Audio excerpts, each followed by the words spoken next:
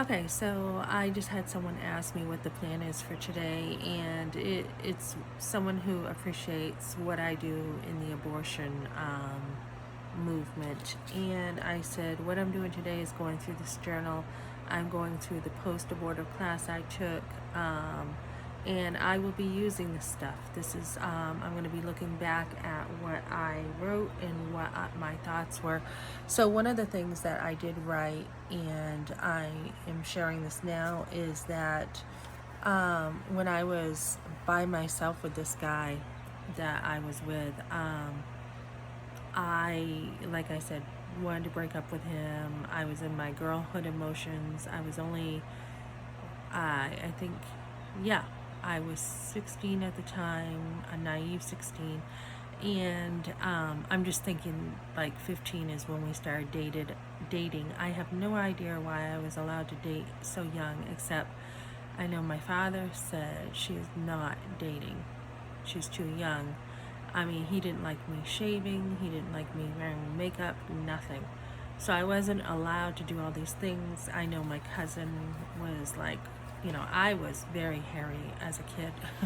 Like I had hairy arms, and by third grade, I was getting made fun of for my hairy arms. And it may have even been second grade. And I remember wearing like, the turtlenecks and the longer sleeve shirts because I had so much hair on me.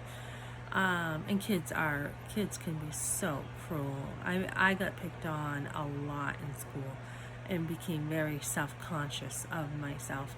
So like when I was 15, my cousin, I used to go over there all the time. They had a pool, and it was fun. I was brought up in the archery circles, and we used to, as in the archery circles, have so much fun.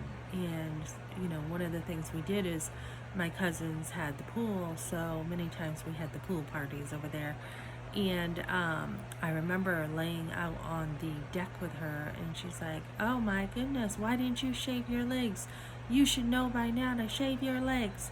And I was just like, "I'm not allowed to." And she's like, "What do you mean you're not allowed to? Your legs need to be shaved." And she was freaking out. And I didn't know, and so very strict in those ways, on the outside, trying to protect me. When I was a kid, yeah, I had gone fishing and hunting, stump hunting with my dad.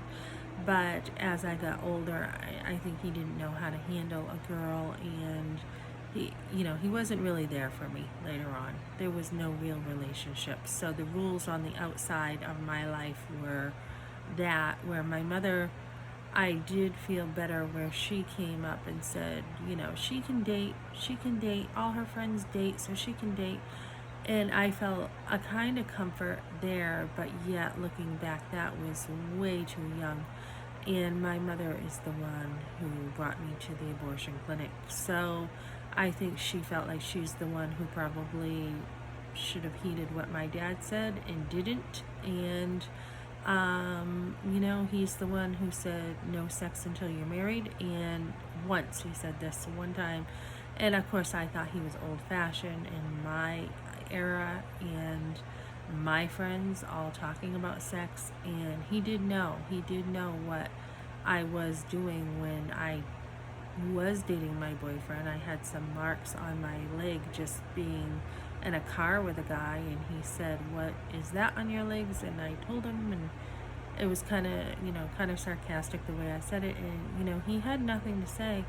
So so you want to have support. I mean, basically, looking back, this guy was crying, and I had put in my journal, I could not handle his crying. I could not.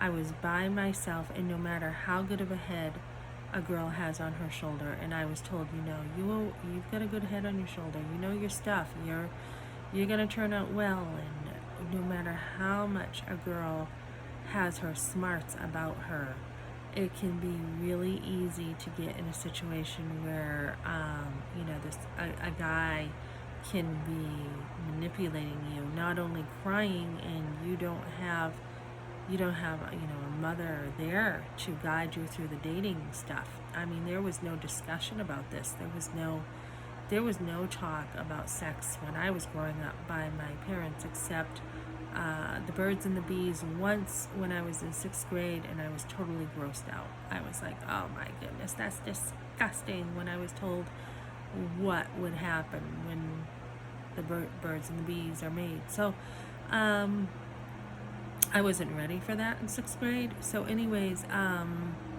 it was my friends that I was socialized by, my peers, not the best influence. And when you have girls who are dating and stuff, you don't want them to deal with that by themselves.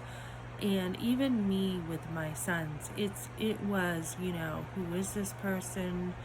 Wait a minute, you are not dating until you are older. I definitely did not let my sons date until they were 18. That way I felt like you're old enough. If something does happen, you're going to take responsibility. Even now with my 16-year-old, we had a conversation the other day about not having sex until marriage. And I said, when you get older, if you do, you will be working 2 or 3 jobs to take care of that child. And I let him know how that's going to look, that there are going to be consequences. So there is that conversation, those conversations you want with your kids. And not only that, but I mean, one of the rules that I had growing up was my father said there's no boys allowed in your room. And that did look really dumb to a lot of people. But I am glad that, that was the rule. There were no boys allowed in my bedroom growing up. And,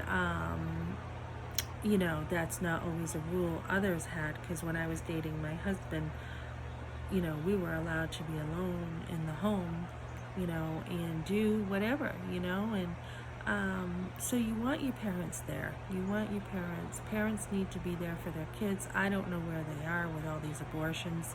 I mean, even seeing your kids go off to get abortions by themselves and there's no parental consent. Mine was the opposite. Mine was the adults pushing me right into it and taking me there, where now it's the kids doing it on their own. So parents need to be there. You need to be there for your kids. What are the influences coming in? What are you watching? What are you listening to? What are you doing? You need to watch your kids. So make sure your girls, even if they have a good head on their shoulders and they've been with a guy, I dated my first boyfriend for a year. You should know what's going on. You should be there, and you should be able to keep your kids close to you, because they cannot handle all the emotional stuff when they're young. And even with me, when the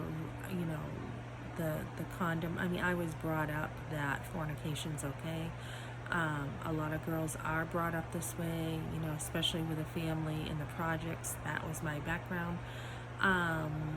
And then I became a Christian, and that all changed with my kids. But even, seeing a guy trick a girl and use a condom that is not safe is something that a girl, again, I mean, how are you supposed to deal with that, and that at a young age, that's really difficult stuff to deal with that a kid should not have to deal with. So that's what I have right now, and just parents need to watch their kids.